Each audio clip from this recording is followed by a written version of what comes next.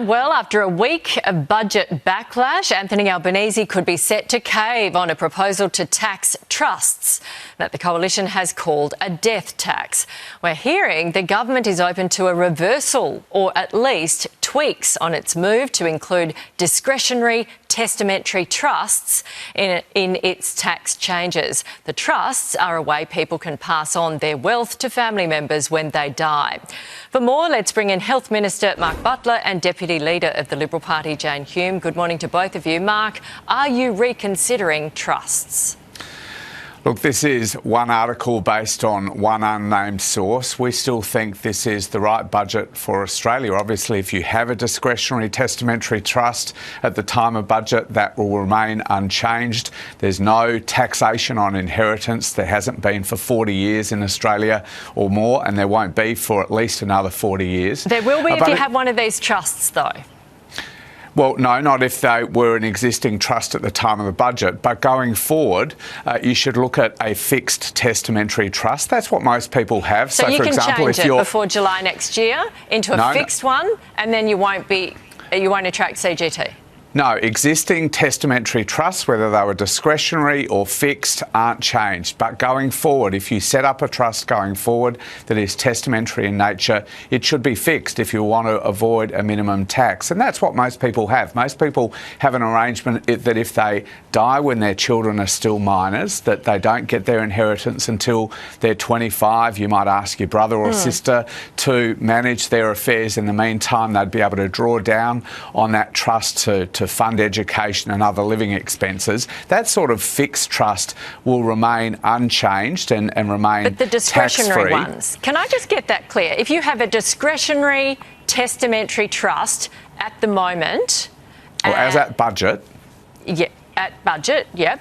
And it will not attract CGT after July next year.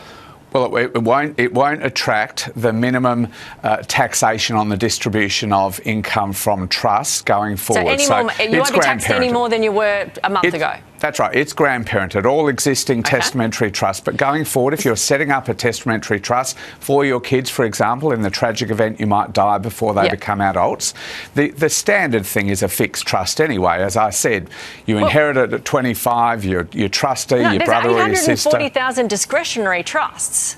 Isn't there? Yeah, but not testamentary trusts. Not testamentary trusts. The problem here, Mark, can I just put you on hold for a minute? No, they don't, because they're writing it on the phone. They're texting it on the phone. No, but I think if your viewers have set up a testamentary trust, it's the sort of thing I just outlined. You know, you want to preserve the inheritance until they're of a responsible age. You want to be able to draw down on that trust to be able to fund their education. That's what most people put in their will, and that will remain unchanged. And the problem they're telling us, Mark, is that they are now going to their tax lawyer, or they're now going to their accountant, and they're taking all their paperwork and they're saying, what the hell?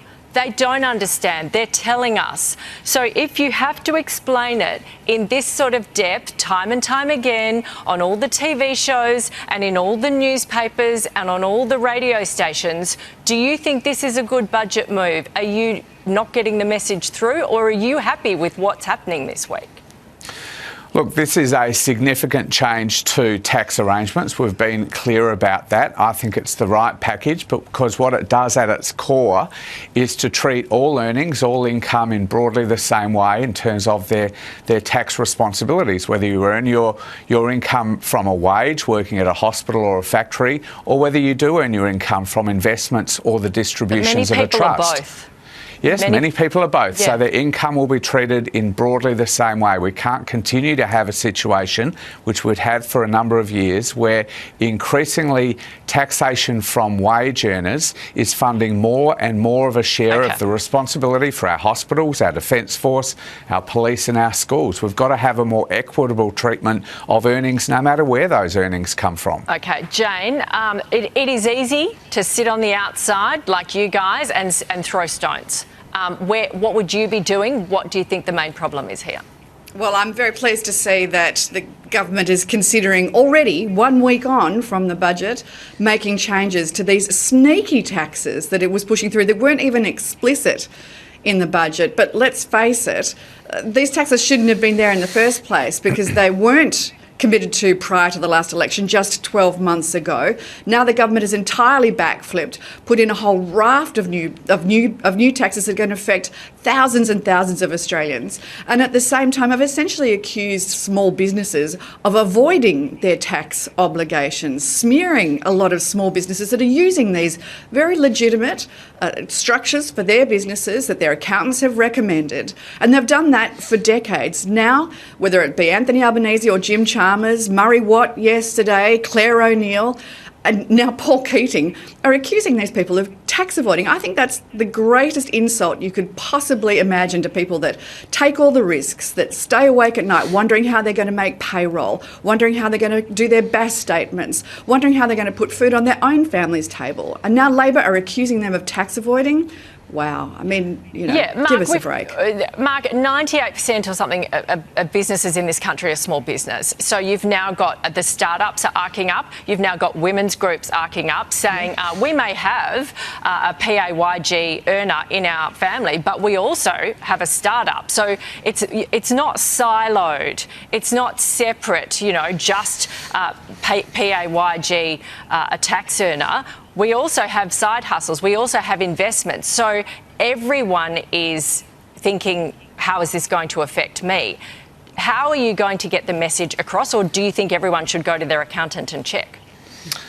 Well, the budget's still only 9 or 10 days old, and it is right for us to have a responsibility to get out and explain it. I guess what I've tried to do is explain our first principle, which is whether you have a mix of different arrangements or whether you are exclusively a wage earner or exclusively someone who earns income from investments. Broadly, as government, to fund our hospitals and our defence force and schools, we think that earnings should be taxed in broadly a comparable way, no matter whether you get your earnings from working at a hospital or whether you've started your own business. So that's the principle that we come from.